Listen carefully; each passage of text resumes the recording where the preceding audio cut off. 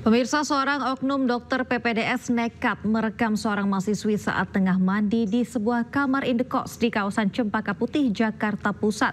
Korban yang mengetahui perbuatan pelaku bersama teman-temannya langsung menangkap dan membawanya ke kantor polisi.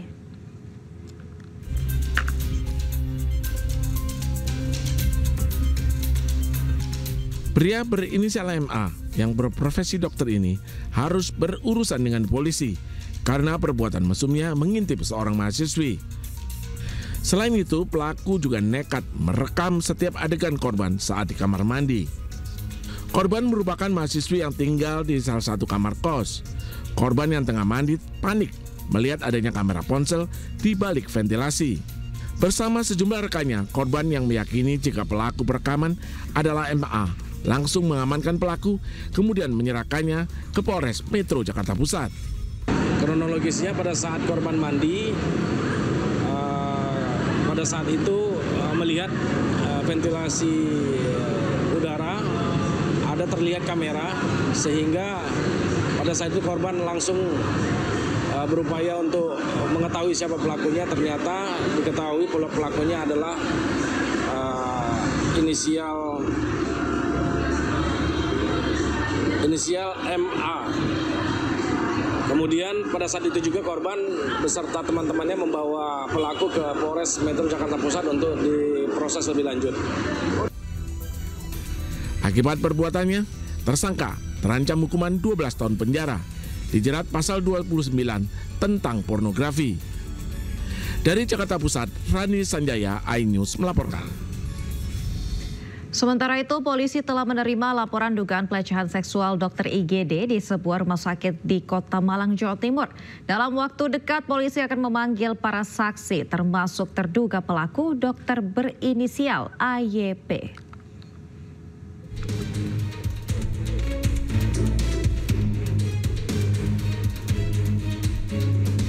Penyelidikan kasus dugaan pelecehan seksual terhadap selebgram asal Bandung berinisial KIAR terus berlanjut.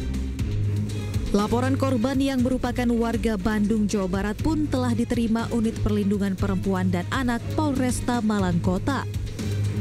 Polisi kini tengah mendalami dengan mengumpulkan bukti dan akan segera memanggil sejumlah saksi, termasuk terduga pelaku yakni dokter berinisial AYP. Polisi pun mengimbau jika ada korban lain dari terduga pelaku untuk tidak takut melapor. Sekira pukul 17.00 kami Polresta Malang Kota telah menerima pelaporan dari korban pelecehan oknum dokter dari salah satu rumah sakit swasta yang ada di Kota Malang.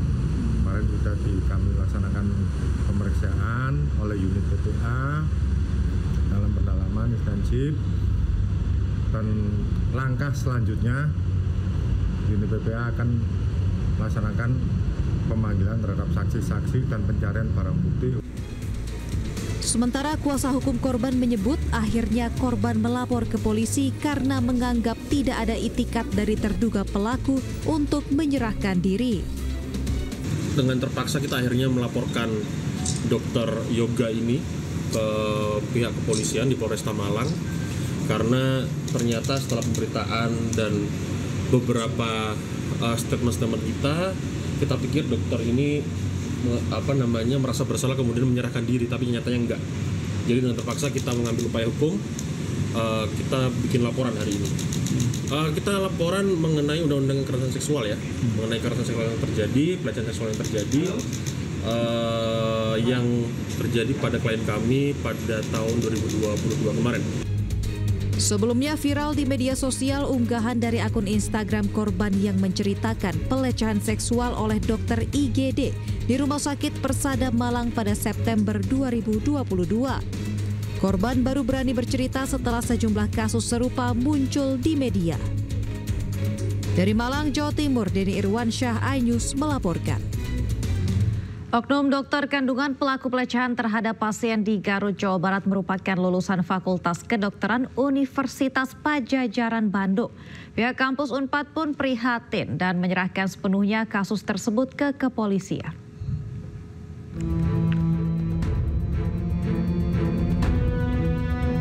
Setelah aksi pemerkosaan dokter residen anestesi Unpad terhadap 3 korban wanita terungkap, oknum dokter kandungan berinisial MSF yang melecehkan pasiennya di Garut, Jawa Barat, diketahui juga tercatat sebagai lulusan Fakultas Kedokteran Universitas Padjadjaran. Menyikapi hal itu, pihak kampus Unpad mengaku prihatin terhadap korban. Kampus Unpad juga akan melakukan evaluasi mendalam secara internal guna menghindari terulangnya pencorengan kode etik dan sumpah jabatan profesi dari mahasiswa ataupun alumni. Meski demikian, kampus Universitas Padjadjaran masih menunggu penyelidikan kepolisian untuk memastikan informasi penelusuran identitas oknum dokter kandungan pelaku pelecehan. Pihak kampus juga menyerahkan sepenuhnya kasus ini kepada pihak yang berwenang. Hasil penelusuran identitasnya menunjukkan memang benar mengarah ke alumni program spesialis di Fakultas Kedokteran Unpad. Namun demikian, bila merujuk ke video yang beredar yang tidak secara jelas menunjukkan wajah terduga pelaku, Unpad tidak memastikan hal tersebut dan tetap menunggu hasil penyelidikan resmi dan pembuktian dari pihak kepolisian. Terduga pelaku apabila terbukti adalah orang yang bersangkutan, saat ini sudah lulus dan bekerja sebagai profesional. Dengan demikian, kasus ini sudah di luar kewenangan Unpad atau kampus lainnya tempat yang bersangkutan menempuh pendidikan sebelumnya. Sebelumnya, dokter spesialis kandungan MSF ditetapkan sebagai tersangka kasus pelecehan seksual terhadap seorang pasien. Namun penetapan tersangka bukan atas kasus pelecehan seksual yang videonya tengah viral saat ini. Penetapan tersangka atas laporan seorang wanita pada 15 April lalu yang mengaku dilecehkan di rumah orang tuanya serta di kamar kos tersangka. Dari Bandung, Jawa Barat, Billy Maulana Finkran, iNews. Sore pemirsa, cerita pilu mantan pemain Oriental Sirkus Indonesia tengah menghebohkan jagat maya. Mereka melaporkan dugaan penganiayaan yang dilakukan manajemen sirkus kepada Kementerian HAM.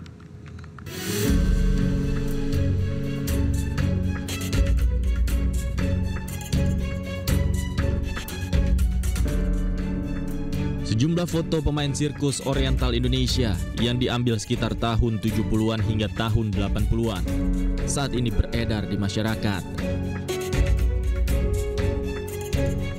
Foto-foto ini diambil saat sejumlah pemain melakukan atraksi sirkus di beberapa kesempatan.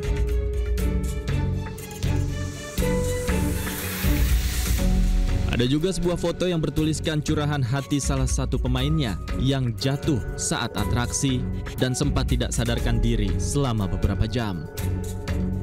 Itu saya main terapis akrobatik di udara itu, saya jatuh pada saat siung. Ternyata saya patah tulang belakang.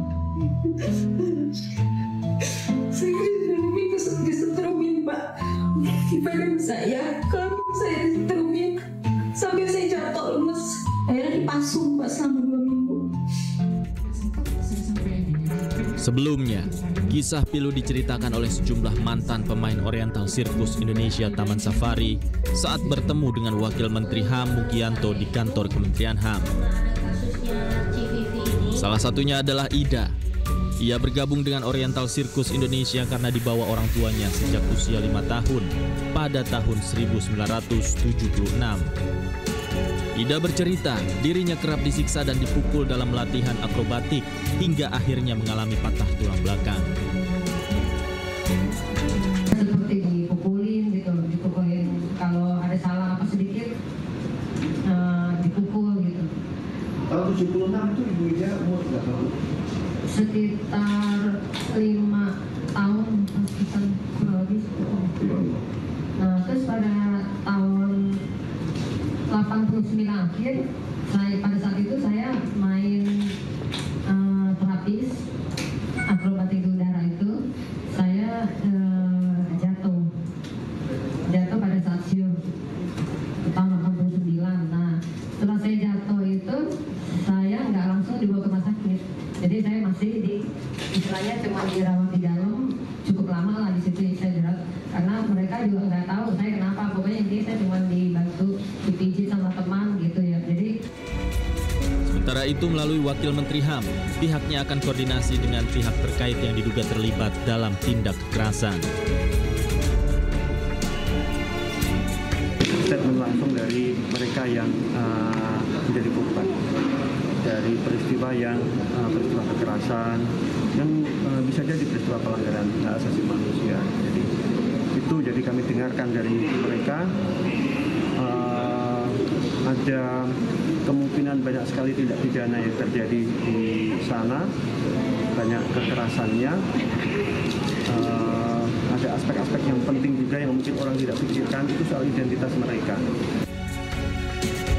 Jika terbukti ada indikasi pelanggaran HAM yang dilakukan pihak Taman Safari, Kementerian HAM berjanji akan menindaklanjuti sesuai dengan hukum yang berlaku. Tim Liputan iNews melaporkan. Pemirsa, salah satu mantan pemain sirkus oriental Indonesia, Magdalena Yuli, mengaku seringkali mendapatkan kekerasan fisik di dalam ruang lingkup sirkus. Dirinya bersama rekan pemain sirkus lain juga mengaku diisolasi dari dunia luar.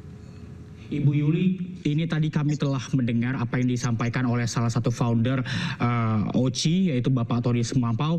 Dari penegasan yang disampaikan oleh Pak Todi, memang ada pendisiplinan dalam latihan, tapi tidak ada kekerasan. Benarkah hal tersebut dan apa yang Ibu rasakan saat itu? Itu perkataannya semua tidak benar. Jadi kami memang merasakan kekerasan. Jadi setiap latihan, dalam pertunjukan pun kalau salah atau apa gitu kita selalu dipukul dengan kekerasan.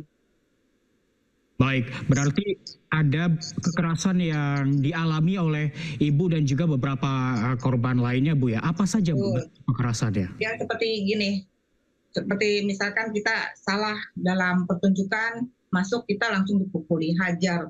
Kadang sampai bibir berdarah, seperti itu. Kalau penonton itu kan memang mereka membayar masuk untuk menonton kami kan. Tapi kalau untuk keseharian kami, memang kami terisolasi dengan orang luar. Karena itu kan di pagar. Kita dengan karyawan pun kita tidak boleh berbicara. Dalam latihan itu kita ditutup tendanya. Karyawan pun nggak boleh lihat. Kami dipukul, kamu diapain tuh karyawan nggak boleh lihat gitu. Untuk isolasi dari dunia luar, meskipun saat terjadi sirkus ini, apakah saat selesai sirkus ini seluruh pemain sirkus ini dikumpulkan dalam satu lokasi tertentu, Ibu? Ya benar, kita ruang lingkupnya cuma di dalam lingkungan sirkus itu aja, nggak boleh keluar. Kita keluar pun kita dipukulin.